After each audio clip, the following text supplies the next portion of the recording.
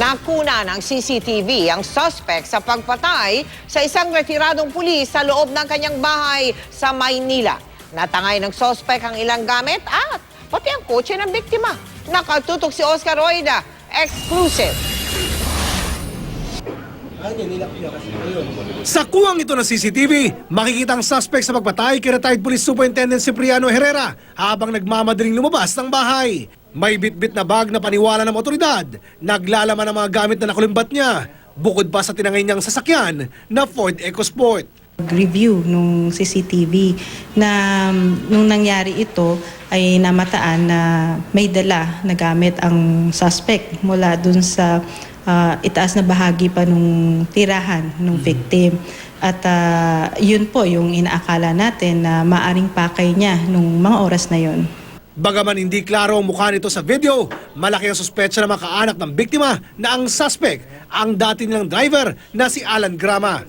Based dun sa build ng katawan, paano maglakad, yung the usual na itsura niya.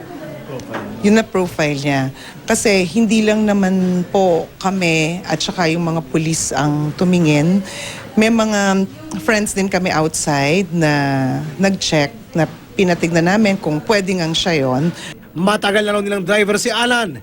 Tiwala raw sila rito noong una dahil anak ito ng isa sa kanilang mga kasambahay. Pero kamakailan, sinisanti raw nila dahil nagpapabaya na sa trabaho. Yung kapatid niya, ginawa naming scholar. Pinatira namin sila ng libre. Yung family niya, pinatira namin ng libre sa isang pinaupahan namin. Yung kapatid niya, pinatira namin doon. Yung nanay niya, pag may kailangan, binibigay naman namin. Ang ano ko nga lang kasi, bakit ganito ka-tragic yung ginawa niya sa daddy ko?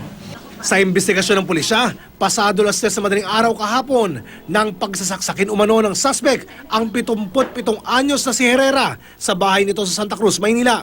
Ayon sa kasambahay ng biktima at nanay ng suspect na si Prospera Fajardo, naaninag niya ang isang lalaki na nakasombrero na palabas daw ng kanilang bahay.